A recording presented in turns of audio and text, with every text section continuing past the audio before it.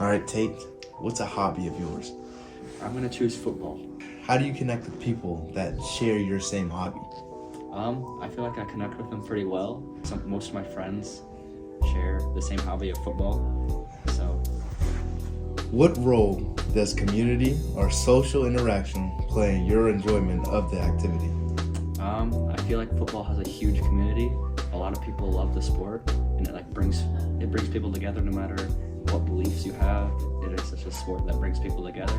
Can you share a memorable experience or moment related to your hobby? Yeah, so this year we defeated Olivet 24-22, and it was one of my best games, and I deflected the final 2-point conversion to seal the victory, and it was pretty impactful on me, so it helped my team win, so it was good. How do you balance your hobby with other aspects of your life, such as work, school, or family responsibilities? I always try to work on football like at least 5 times a week, whether it's in the weight room or just skills outside of the weight room. But school and family obviously always come first, so I always put my attention to that right away. And yeah, just balancing it. I feel like I have a pretty good balance of how to do it, but family and academics always come first. Can you describe how your hobby has influenced or shaped your sense of identity?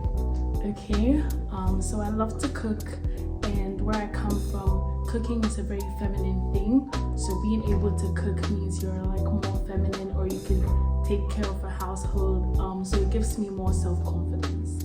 And how do you see your hobby as a reflection of who you are as a person?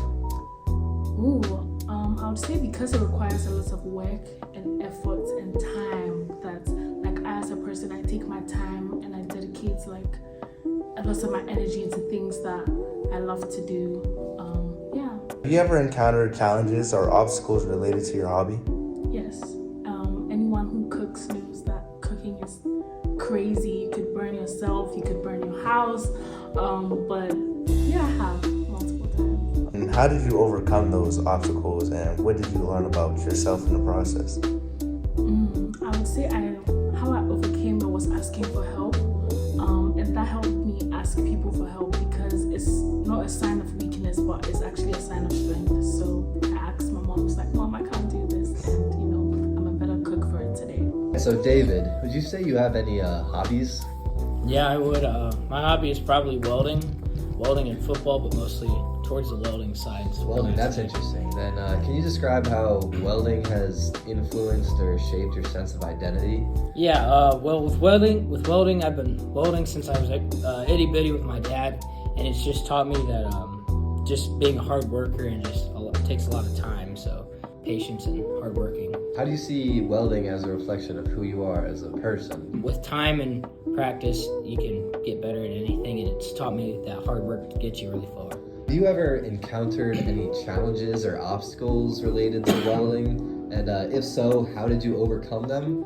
And did you learn anything about yourself in the process? Yes, of course. All the time with welding, just a basic thing is like your metal has to be clean, and like if you try to weld over crap metal, it just bubbles up and it's bad. So then it's taught me to have a clean surface. So like with the clean surface, it teaches me to have a clean mind, just start fresh every time, So that's one big thing, and how I overcame it is just I'd step back, take a breath, and then I'd go right back in and I'd find what I did wrong. Would you say you balance welding with other aspects of your life, such as like work, school, you said football? How do you balance all those out? So one big thing that I welded in high school, so a big way that I balanced it out is I would think of my day in sections, and I'd use like say this much amount of time for welding and just to get better at one thing, but as soon as that time's up, I just set it aside and I just move on. And that honestly has helped me with my college experience. With each of my classes, I set aside a certain amount of time for each class, and heck, for football practices and stuff. So